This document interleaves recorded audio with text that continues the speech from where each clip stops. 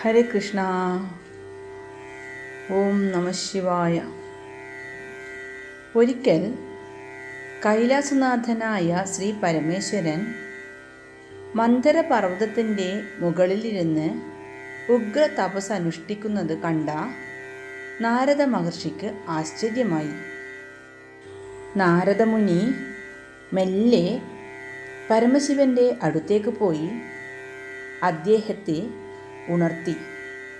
എന്നിട്ട് ഇങ്ങനെ ചോദിച്ചു: സർവജ്ഞനും ലോകവന്ദ്യനുമായ അങ്ങയെയും വൈകുണ്ഠവാസനായ മഹാവിഷ്ണുവിനെയും സത്യലോകവാസിയായ ബ്രഹ്മദേവനെയുമാണ് മോക്ഷകാംക്ഷികളായ യഥാർത്ഥ ഭക്തന്മാർ ഭജിക്കുന്നത്. എന്നാൽ ഭക്തവത്സലനും വരദായകനുമായ അങ്ങ് തന്നെ ഇപ്പോൾ തപസ്സിൽ മുഴുകിയിരിക്കുന്നതെന്നെ അത്ഭുതപ്പെടുത്തുന്നു. ആരെയാണ് ഭഗവാൻ ഇത്ര ഗാഢമായി ഭജിക്കുന്നത് എന്ന് പറഞ്ഞാലും. എന്നാൽ നാരദമുനിയുടെ സംശയത്തിന് ഉത്തരം കൊടുക്കാൻ മഹാദേവൻ തയ്യാറായില്ല. അപ്പോൾ അവിടെ എത്തിച്ചേർന്ന ദേവന്മാരുടെ കൂട്ടത്തിൽ മഹാവിഷ്ണുവും ഉണ്ടായിരുന്നു. വിഷ്ണുവും നാരദൻ്റെ ആവശ്യം ആദ്യം നിരസിച്ചെങ്കിലും ബ്രഹ്മപുത്രൻ്റെ ജിജ്ഞാസയെ തൃപ്തിപ്പെടുത്തി കൊടുക്കണമെന്ന് ഒടുവിൽ ശിവശങ്കരനോട് അദ്ദേഹം അഭ്യർത്ഥിക്കുക തന്നെ ചെയ്തു. ഭൂദേശൻ അനന്തശായിയായ ശ്രീ പത്മനാഭൻ്റെ ഇംഗിതം മനസ്സിലാക്കി ആ രഹസ്യം വെളിപ്പെടുത്തി. മഹർഷീശ്വരനായ നാരദരെ, നിത്യയും ജഗദാദ്യയും പരയും മൂലപ്രകൃതിയും വരദയും മംഗളാത്മികയും ജ്ഞാനാംബികയും ആയ ആ പരാശക്തിയെയാണ് ഞങ്ങൾ മൂവരും നിരന്തരം ഭജിക്കുന്നത്. ആ മഹാമായയാണ് കോടാനുകോടി ജീവഭൂതഗണങ്ങൾക്കും ആധാരം. ഈ പ്രപഞ്ചത്തിൻ്റെ സൃഷ്ടിസ്ഥിതി സംഹാരങ്ങൾക്കെല്ലാം കാരണഭൂത ആ പരാശക്തി തന്നെയാണ്. തുടർന്ന് മംഗളാത്മികയായ ദേവി തൻ്റെ ഗുണത്രയങ്ങൾ കൊണ്ട് പുരുഷനെ സൃഷ്ടിച്ചതും തൻ്റെ ശക്തി ഗുണവിശേഷങ്ങളാൽ അവനെ 3 മഹാകർമ്മശക്തികളാക്കി തീർത്തതും, അതായത് ബ്രഹ്മ വിഷ്ണു മഹേശ്വരന്മാർ. അവർക്ക് പ്രപഞ്ച സൃഷ്ടി കർമ്മങ്ങളിൽ ഏർപ്പെടാൻ നിർദ്ദേശം നൽകിയതുമായ കാര്യങ്ങളെല്ലാം വിശദമായി വിവരിച്ചു കൊടുത്തു. സതി സ്വയംവരം. ബ്രഹ്മദേവൻ ഒരിക്കൽ തൻ്റെ മാനസപുത്രനായ ദക്ഷപ്രജാപതിയോട് പറഞ്ഞു: വത്സപുത്ര, അത്യന്തം ആഹ്ലാദകരമായ ഒരു കാര്യം നിന്നോട് എനിക്ക് പറയാനുണ്ട്. പൂർണ്ണയും പ്രകൃതിയുമായ പരാശക്തി ശിവശങ്കരൻ്റെ പത്നിയായി തീരാൻ ഒരു സാധാരണ പെൺകിടാവായി ജനിക്കാൻ ഉദ്ദേശിക്കുന്നുണ്ട്. ആ പരാശക്തി നിന്റെ പുത്രിയായി ജനിക്കാൻ ഒരവസരമുണ്ട്. ഏകാഗ്രതയോടെ തപസ് അനുഷ്ഠിച്ചാൽ ആ ഭാഗ്യം നിനക്കുണ്ടാകും. അതിലൂടെ നിനക്ക് മഹത്തായ ജന്മസാഫല്യവും ഉണ്ടാകും. ബ്രഹ്മദേവൻ്റെ വാക്കുകൾ കേട്ട് സന്തോഷിച്ച പ്രജാപതി ഉടനെ തന്നെ ക്ഷീരസാഗര തീരത്ത് തപസ് ആരംഭിച്ചു.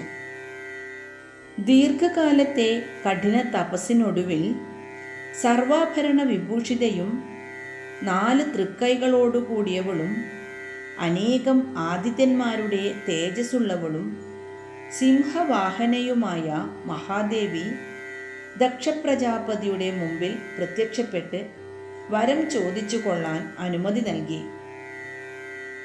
മഹാദേവി തനിക്ക് വത്സലപുത്രിയായി ജനിക്കാൻ അനുഗ്രഹിക്കണമെന്ന ദക്ഷൻ്റെ ആഗ്രഹപ്രകടനം ദേവി അനുഭാവപൂർവം സ്വീകരിച്ചുകൊണ്ട് ഇപ്രകാരം പറഞ്ഞു: ഇത് പൂർവകൽപ്പിതമായൊരു കാര്യം തന്നെ. ഞാൻ അങ്ങയുടെ മകളായി ജനിച്ച് ശിവശങ്കര പത്നിയായി തീരും. എന്നാൽ അങ്ങയ്ക്ക് എന്നിൽ പ്രീതി ഇല്ലാത്ത കാലം വന്നാൽ അതോടെ നാശവും കണ്ടു തുടങ്ങും. ഞാൻ അങ്ങയുടെ പുത്രീപദം ഉപേക്ഷിക്കുകയും ചെയ്യും. അതും കൂടി ഓർത്തുകൊള്ളുക. ഇങ്ങനെ പറഞ്ഞ് മഹാദേവി അപ്രത്യക്ഷയായി. ദേവി അരുളി ചെയ്തതനുസരിച്ച് ദക്ഷപത്നിയായ പ്രസൂതി യഥാകാലം ഗർഭം ധരിച്ച് ദാക്ഷായണിയെ പ്രസവിച്ചു. സ്വർണവർണ്ണത്തിലുള്ളവളും 8 തൃക്കൈകളോട് കൂടിയവളും താമര കണ്ണുകളുള്ളവളുമായിരുന്നു തേജസ്വിനിയായ ആ ശിശു. ആ പ്രസവം നടന്ന ദിവ്യമുഹൂർത്തത്തിൽ ദേവദുന്ദുഭികൾ മുഴങ്ങി. ദേവലോകത്ത് നിന്ന് പുഷ്പവർഷമുണ്ടായി. നാടൊട്ടുക്ക് ഉത്സവാഘോഷങ്ങൾ നടന്നു. ദക്ഷൻ പുത്രിക്ക് സതി എന്ന് നാമകരണവും ചെയ്തു. പിതാവിൻ്റെ കൊട്ടാരത്തിൽ സർവ ഐശ്വര്യങ്ങളോടും കൂടി സതി വളർന്നു. അങ്ങനെ സതി യൗവനയുക്തയായി കല്യാണപ്രായമായി. അപ്പോഴാണ് ദക്ഷപ്രജാപതിക്ക് ദേവിയുടെ വാക്കുകൾ ഓർമ്മ വന്നത്. താൻ ഏറ്റവും വെറുക്കുന്ന പരമശിവന് മകളെ പരിണയം നടത്തിക്കൊടുക്കണമെന്ന കാര്യം അദ്ദേഹത്തിന് ചിന്തിക്കാൻ പോലുമായില്ല.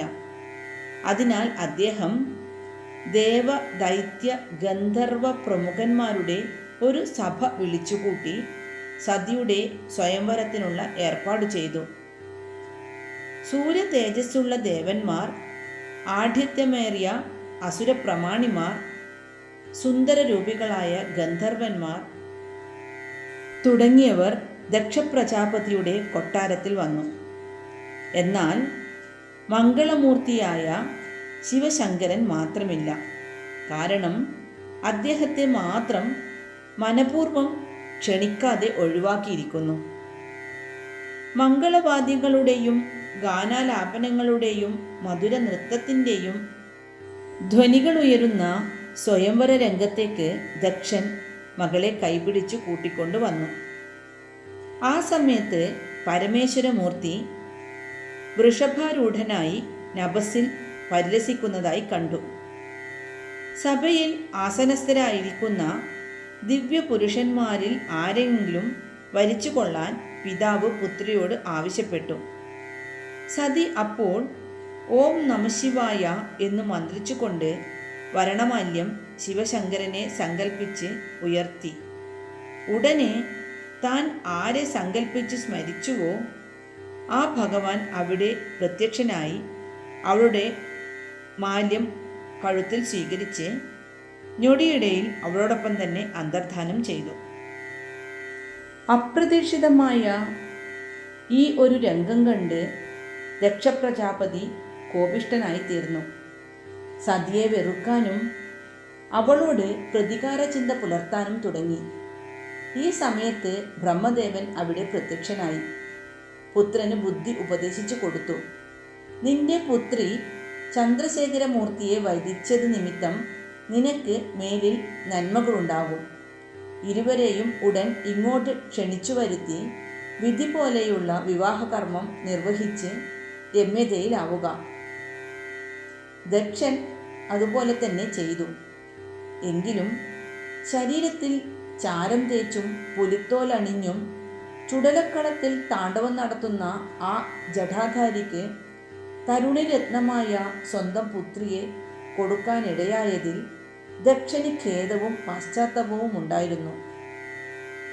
ചടങ്ങുകൾക്ക് ശേഷം ശ്രീ പരമേശ്വരൻ സതിയോടൊപ്പം കൈലാസത്തിലേക്ക് പോയി.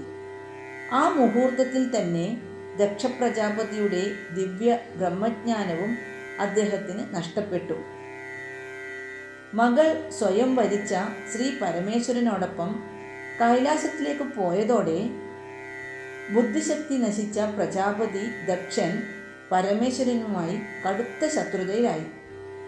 ഒരു ദിവസം ദിതിജി മഹർഷി അദ്ദേഹത്തെ കാര്യമായി ഗുണദോഷിച്ചുവെങ്കിലും പട്ടുമെത്തയിൽ സുഗന്ധ കുസുമങ്ങൾ വിരിച്ച് ശയിച്ചിരുന്ന പുത്രി വികടനായ വിരൂപാക്ഷനോടൊത്ത് ചുടലക്കളത്തിൽ കഴിയേണ്ടി വന്നതോർത്ത് ദുഃഖിച്ചിരിക്കുകയായിരുന്ന ദക്ഷന് മനമാറ്റം ഉണ്ടായില്ല.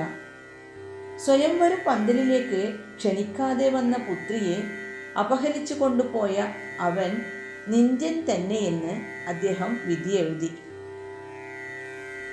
ദക്ഷപുത്രിയെ പരിണയിച്ച് കൈലാസത്തിലേക്ക് കൊണ്ടുപോയ ശ്രീ പരമേശ്വരനെ അനുമോദിക്കാൻ യക്ഷകിന്നര ഗന്ധർവന്മാരും ദേവന്മാരും ദേവാംഗനമാരും താപസിമാരും പന്നകന്മാരുമെല്ലാം എത്തിയിരുന്നു. സുമേരുവിൻ്റെ പുത്രിയും ഗിരീന്ദ്രനായ ഹിമവാന്റെ പത്നിയുമായ മേനയും സഖിമാരോടൊപ്പം അവിടെ എത്തി നവവധൂവരന്മാരെ ദർശിച്ചു. അതിസുന്ദരിയും സൗമ്യയും വിനീതയുമായ സതിയുടെ രൂപഗുണം കണ്ട് മേന അത്ഭുതപ്പെട്ടു. അവൾ അപ്പോൾ ഇപ്രകാരം ആത്മഗതം ചെയ്തു: ഈ 3 ലോകങ്ങളിലും ഇത്രയും രൂപലാവണ്യം തികഞ്ഞവർ വേറെ ആരുണ്ട്? ഇവൾക്കു ജന്മം നൽകിയ അമ്മ ഭാഗ്യവതി തന്നെ. ഈ കുമാരി എൻ്റെ മകളായി പിറന്നെങ്കിൽ എൻ്റെ ജന്മം സഫലമായി തീർന്നേനെ. ഇപ്രകാരം ചിന്തിച്ചുകൊണ്ട് മേന ഒരു തീരുമാനമെടുത്തു. തൻ്റെ ആഗ്രഹ സാധ്യത്തിനായി സതീദേവിയെ നിരന്തരം ഭജിക്കുക. അതനുസരിച്ച് അവർ ഊണിലും ഉറക്കത്തിലും പരമേശ്വര പത്നിയെ ഭജിക്കുകയും ദിനംപ്രതി ദേവിക്ക് അവളോടുള്ള പ്രീതി വർദ്ധിച്ചു വരികയും ചെയ്തു. ഇതേ സമയത്തു തന്നെ പരമേശ്വര ഭക്തന്മാരിൽ മുമ്പനും ദക്ഷപ്രജാപതിയുടെ അനുചരനുമായ നന്ദി ഭഗവാനെ സ്തുതിച്ച് പ്രീതിപ്പെടുത്തുകയും സദാസമയവും ഭഗവാനെ കണ്ടുകൊണ്ട് പാദദാസനായി കഴിയാനുള്ള വരം നേടുകയും ചെയ്തിരുന്നു. ലാവണ്യധാമമായ സതിയുമൊന്നിച്ച് ശ്രീ പരമേശ്വരൻ പ്രണയലീലകളാടുമ്പോൾ ഭൂതഗണങ്ങളും കിങ്കരമുഖ്യന്മാരും അകലേക്കു മാറി കാവലിരിക്കും. ചിലപ്പോൾ അവർ പൊയ്കയുടെ തീരത്തായിരിക്കും പ്രണയം പങ്കുവയ്ക്കുക. മറ്റു ചിലപ്പോൾ കൈലാസത്തിൽ വിഹരിക്കും. പിന്നെ ഒരിക്കൽ കാഞ്ചനഗിരിയിൽ, അല്ലെങ്കിൽ മന്ദരഗിരിയിൽ. ഇതിനിടയിൽ എപ്പോഴെങ്കിലുമൊക്കെ സതി ഒറ്റയ്ക്കാവുമ്പോൾ ഹിമവാന്റെ ഗേഹിനിയായ മേന അത്യന്തമായ ഭക്തിയോടെ അവളെ സന്ദർശിക്കുമായിരുന്നു. മാത്രവുമല്ല, അഷ്ടമൂർത്തിയായ ശിവന്റെ പ്രിയതമയാണല്ലോ സതി. അതിനാൽ അഷ്ടമി തോറും വ്രതമെടുത്ത് മേന ദേവിയെ പൂജിച്ചു കൊണ്ടുമിരുന്നു. ഇങ്ങനെ 1 വർഷം പിന്നിട്ടപ്പോൾ സതീദേവി മേനയെ വിളിച്ച് കാരുണ്യപൂർവ്വം അറിയിച്ചു: അല്ലയോ ഹിമവാന്റെ പത്നി, ഭവതിയുടെ ആഗ്രഹം ഞാൻ നിറവേറ്റി തരുന്നുണ്ട്. ഭവതിയുടെ പുത്രിയായി ഞാൻ പുനർജന്മമെടുക്കുന്നതാണ്.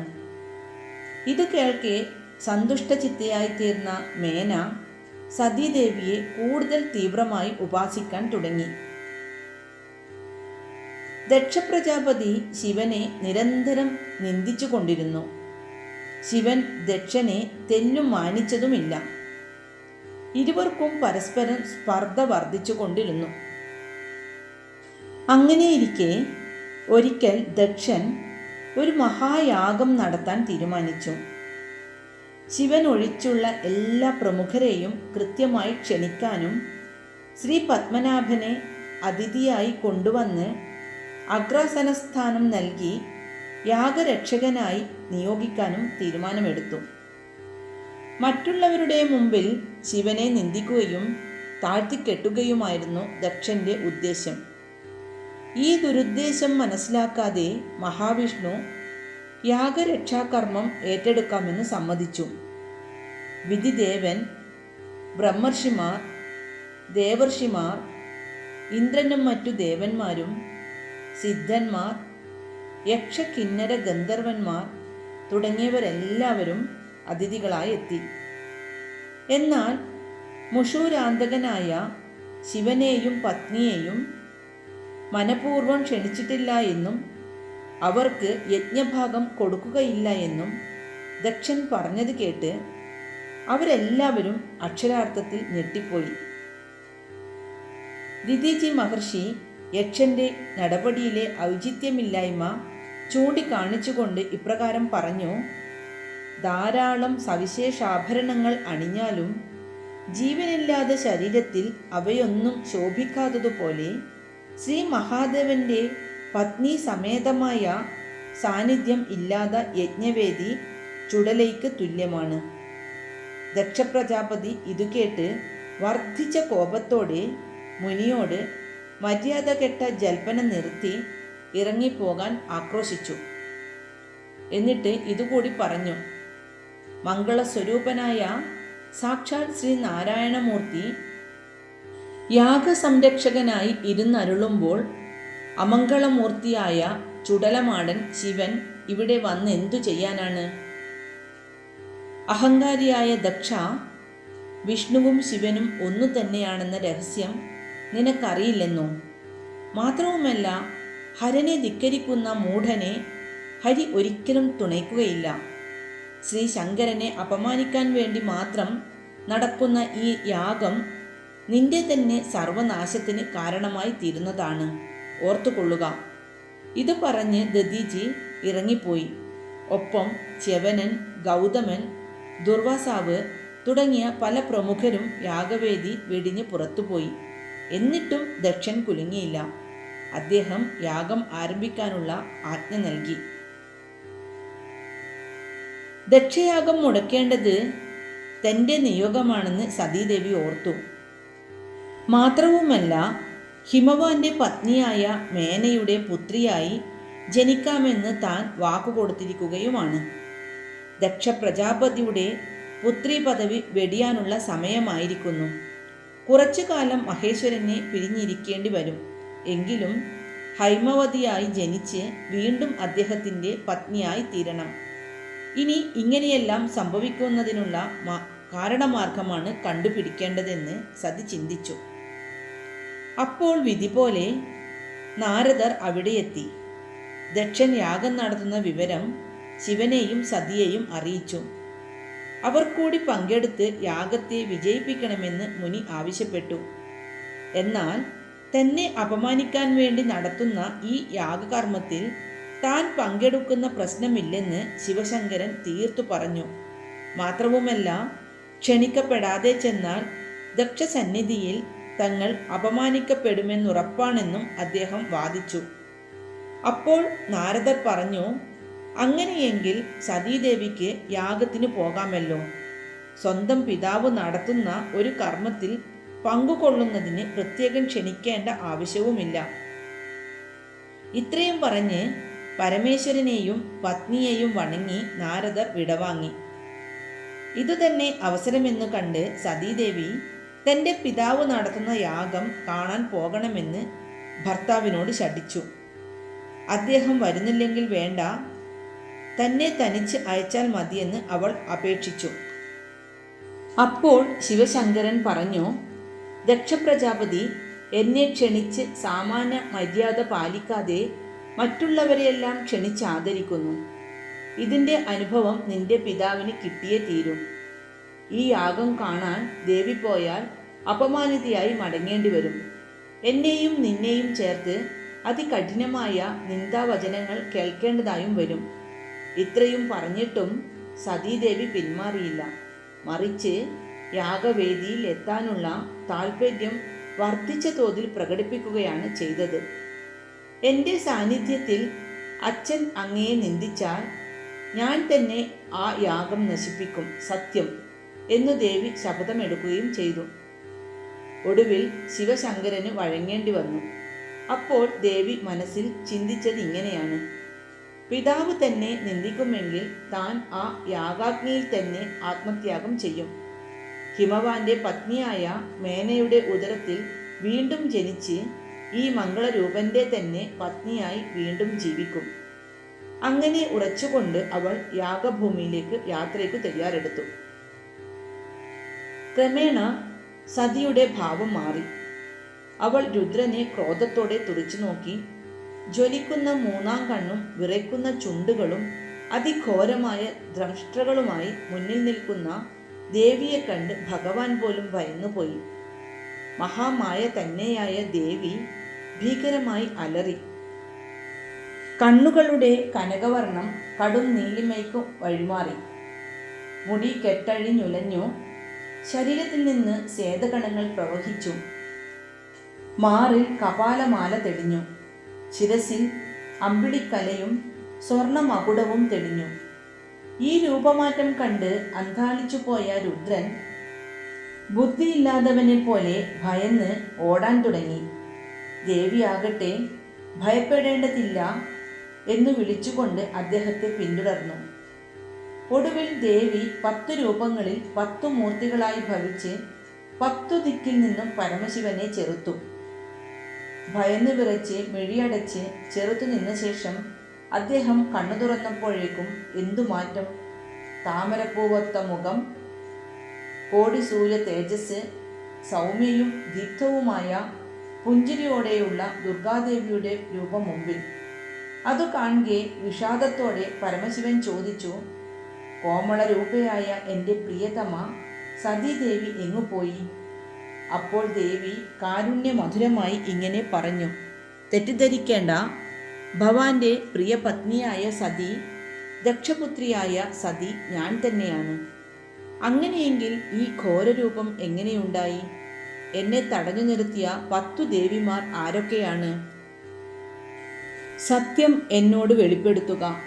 അപ്പോൾ ദേവി പറഞ്ഞു, ഞാൻ സാക്ഷാൽ പ്രകൃതിയാകുന്നു. ദക്ഷപുത്രിയായി ജനിച്ചപ്പോൾ സുവർണ നിറമായിരുന്നു എനിക്ക്. എന്നാൽ ഇപ്പോൾ എൻ്റെ പിതാവ് നടത്തുന്ന മഹായജ്ഞത്തെ മുടക്കുവാനായി പുറപ്പെടുന്ന എനിക്ക് ഈ ഭീഷണ രൂപമാണ് അനുയോജ്യം. ഏതു രൂപം ധരിച്ചാലും ഞാൻ അങ്ങയുടെ പ്രിയതമ തന്നെ, സംശയം വേണ്ട. ശ്രീ പരമേശ്വരന് ആശ്വാസമായി. സൃഷ്ടിസ്ഥിതി സംഹാര ശക്തിയുള്ള സാക്ഷാൽ മൂലപ്രകൃതിയെ തിരിച്ചറിഞ്ഞ അദ്ദേഹം പ്രജ്ഞ വീണ്ടെടുത്ത് ദേവിയോട് ചോദിച്ചു, ഭവതി ഒരു സംശയം കൂടി എനിക്ക് തീർത്തു തരുമോ? ഞാൻ ഭയന്നോടിയപ്പോൾ എന്നെ ചെറുത്തു നിർത്തിയ 10 രൂപങ്ങൾക്കുള്ള പ്രത്യേകം പേരുകളും അവരുടെ സവിശേഷതകളും കൂടി പറഞ്ഞു തരുമോ? ദുർഗാദേവി സന്തോഷത്തോടെ ഓരോ മൂർത്തികളെയായി ചൂണ്ടിക്കാണിച്ചുകൊണ്ട് പറഞ്ഞു തുടങ്ങി, ഇതാ ഈ നിൽക്കുന്ന ഭീകരനേത്രയും കറുത്ത നിറമുള്ളവളുമായ ദേവതയാണ് കാളി എന്ന ഭദ്രകാളി. മുകൾ ഭാഗത്ത് നിൽക്കുന്ന ശ്യാമള വർണ്ണത്തോടു കൂടിയവൾ താര. ശിരസില്ലാത്ത മറ്റൊരു മൂർത്തിയെ അങ്ങു കാണുന്നുണ്ടല്ലോ, അതാണ് ചിന്നമസ്ത. കൂടാതെ ഭുവനേശ്വരി, ബഗളസ്യ എന്നിവർ ഇടത്തും പിൻഭാഗത്തും യഥാക്രമം നിലയുറപ്പിച്ചിട്ടുള്ളവരാണ്. അഗ്നികോണിലായി നിൽക്കുന്നവൾ ധൂമവതിയും തെക്കുകിഴക്കേ കോണിലായി നിൽക്കുന്നവൾ ത്രിപുരസുന്ദരിയും മാരുതകോണിൽ മാതംഗിയും ഈശാനകോണിൽ സ്ഥിതി ചെയ്യുന്നവൾ ഷോഡശിയും ഈ ഞാൻ ഭൈരവിയുമാകുന്നു. മാരണം, ഉച്ചാടനം, മോഹനം, വശ്യം, ദ്രാവണം, വിദ്വേഷണം മുതലായ അഭീഷ്ടങ്ങൾ സിദ്ധിക്കുന്നതിന് ഈ മൂർത്തികളെ ഉപാസിച്ചാൽ മതി. തുടർന്ന് പരമപുരുഷനായ രുദ്രനും താനും എങ്ങനെ ഏകമയമായിരിക്കുന്നു എന്നും ദേവി വിവരിച്ചു. ദക്ഷസന്നിധിയിൽ വെച്ച് തനിക്ക് ശരീരം ഉപേക്ഷിക്കേണ്ടി വരുമെന്നും താൽക്കാലികമായ ഒരു വിരഹത്തിന് ശേഷം തങ്ങൾ വീണ്ടും ഒരുമിക്കുമെന്നും കൂടി ദേവി അറിയിച്ചു. 1000 സിംഹങ്ങളെ പൂട്ടിയ രത്നകനക ശോഭിതമായുള്ള തേരിൽ ദേവി യാത്ര പുറപ്പെട്ടപ്പോൾ മായാമോഹിതനായ പരമേശ്വരമൂർത്തി നിയന്ത്രണം വിട്ടു പൊട്ടിക്കരഞ്ഞു. പ്രതികാര നിർവഹണത്തിന് ഇറങ്ങി പുറപ്പെട്ട മഹാകാളിയായ ദുർഗാ ഭഗവതിയുടെ ഭീകരരൂപം കണ്ട് സർവ്വലോകങ്ങളും ഭയന്നു വിറച്ചു. 8 ദിക്കുകളും പ്രകമ്പനം കൊണ്ടു. സമുദ്രങ്ങൾ ഇളകി മറിഞ്ഞു. കൊടും കാറ്റ് ആഞ്ഞടിച്ചു. സൂര്യൻ പോലും മേഘപാളികൾക്കുള്ളിൽ ഒളിച്ചു. ഈ സമയത്ത് സാക്ഷാൽ പരാശക്തിയായ പ്രകൃതി മാതാവിൻ്റെ തേര് ദക്ഷ രാജധാനിയുടെ കവാടത്തിൽ എത്തി. ഭൈരവിയായി മാറിയ സതി ദക്ഷധാമത്തിലെത്തി. ആളുകൾ അമ്പരന്ന് നോക്കി നിൽക്കെ അവൾ അമ്മയുടെ പാർശ്വത്തിലായി ചെന്നു നിന്നു. അമ്മ പരിഭ്രമത്തോടെ മകളെ ആശ്ലേഷിച്ചുകൊണ്ട് അവിടുത്തെ സംഭവവികാസങ്ങൾ മകളെ പറഞ്ഞു കേൾപ്പിച്ചു. സതിയെയും ശിവശങ്കരനെയും യാഗത്തിന് ക്ഷണിക്കണമെന്ന് താനും മറ്റുള്ളവരും വളരെ പറഞ്ഞിട്ടും പിതാവ് അതിന് വഴങ്ങാത്തതാണെന്ന് അവർ സതിയോട് പറഞ്ഞു. സർവജ്ഞനും യജ്ഞേശ്വരനുമായ പരമേശ്വരനെ കൂടാതെ നടത്തുന്ന യാഗത്തിന് വിഘ്നങ്ങൾ ഉണ്ടാകുമെന്ന് സതി പ്രവചനം പോലെ പറഞ്ഞു. അപ്പോൾ അമ്മ താൻ തലേന്നു കണ്ട ഒരു സ്വപ്നത്തെക്കുറിച്ച് ദുഃഖത്തോടെ അവളോട് പറഞ്ഞു.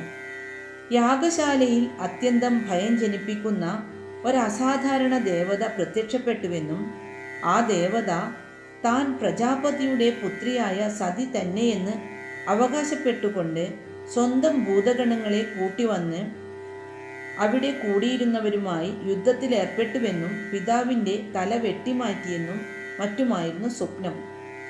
ഈ സ്വപ്നവൃത്താന്തം കേട്ടു നിൽക്കെ തന്നെ അവിടെ കൂടിയിരുന്നവർ സതിയുടെ രൂപത്തിന് വന്നു ചേർന്ന മാറ്റത്തെക്കുറിച്ചു ചർച്ച ചെയ്യുകയായിരുന്നു.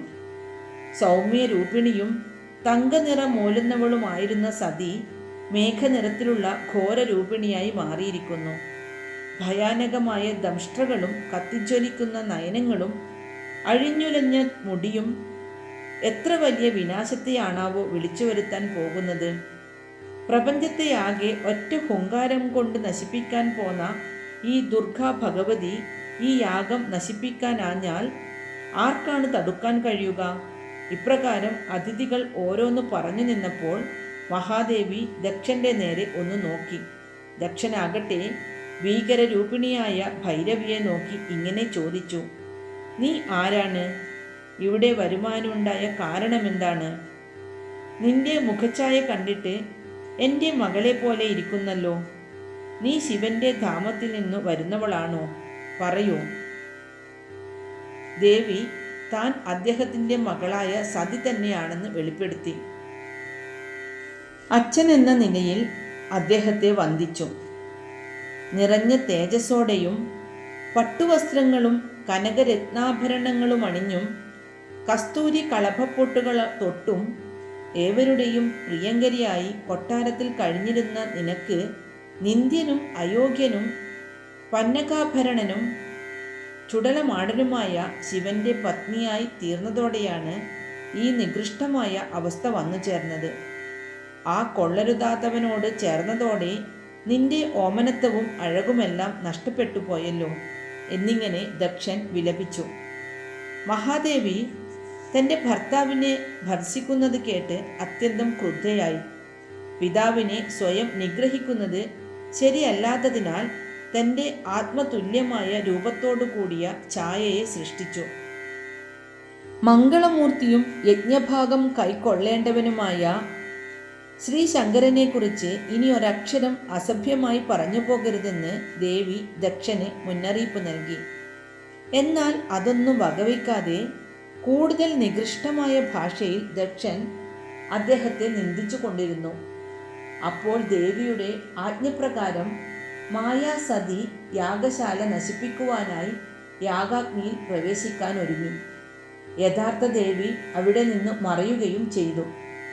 മായാസതി അവസാനമായി ദക്ഷനോട് പറഞ്ഞു: സകല ദേവന്മാർക്കും ആശ്രയസ്ഥാനീയനും പരനുമായ ശിവമൂർത്തിയെ ഇനിയെങ്കിലും ആദരിക്കാനും പശ്ചാത്താപ ബുദ്ധിയോടെ അദ്ദേഹത്തോട് മാപ്പപേക്ഷിക്കാനും തയ്യാറായാൽ നിനക്ക് രക്ഷപ്പെടാം. അല്ലെങ്കിൽ ഇവിടെ ഇപ്പോൾ തന്നെ മഹാനാശം സംഭവിക്കും. ഇതു കേട്ട് ക്രുദ്ധനായ ദക്ഷ പ്രജാപതി അലറിക്കൊണ്ട് ആക്രോശിച്ചു: ദുഷ്ടേ, ഗുരുത്വമില്ലാത്തവളെ, എൻ്റെ മുമ്പിൽ നിന്ന് ദൂരെ പോ. ശിവനെ സ്വയം വരിച്ച നിമിഷം തന്നെ എൻ്റെ മകൾ മരിച്ചു എന്നു തന്നെ ഞാൻ കരുതിക്കൊള്ളാം. ദക്ഷൻ മരണത്തെയും സർവനാശത്തെയും വിളിച്ചു വരുത്തുകയാണെന്ന് മനസ്സിലായപ്പോൾ ഇനി ഉപദേശം കൊണ്ട് ഗുണമില്ലെന്ന് മായാസതിക്ക് ബോധ്യമായി. അവൾ കൂടുതൽ രൗദ്രമായ ഭാവം കൈവരിച്ചു. ശരീരം ആകാശത്തോളം ഉയർന്നു. കണ്ണുകൾ അഗ്നികുണ്ഠങ്ങളായി. മേഘവർണ്ണമായ കൂന്തൽ പാദം മുട്ടിയുലഞ്ഞു. ഘോരമായ അട്ടഹാസം 3 ലോകങ്ങളെയും നടുക്കി. കൊടുങ്കാറ്റ് ആഞ്ഞുവീശി കൊള്ളിമീൻ മിന്നി. രക്തമഴ വർഷിക്കപ്പെട്ടു. മായാസതി യാഗാഗ്നിയിൽ പ്രവേശിച്ചു. യാഗാഗ്നിയുടെ ശോഭ മങ്ങി. ദേവന്മാരെല്ലാം ഭയന്നു വിറച്ചു. കുറുനരികളും നായ്ക്കളും യഥേഷ്ടം യാഗശാലയിൽ കയറി ഹവ്യം ഭക്ഷിക്കാൻ തുടങ്ങി. നിമിഷ നേരം കൊണ്ട് യാഗശാല ചുടലക്കാട് പോലെയായി. ഓം ശ്രീ മഹാദേവ്യൈ നമഃ.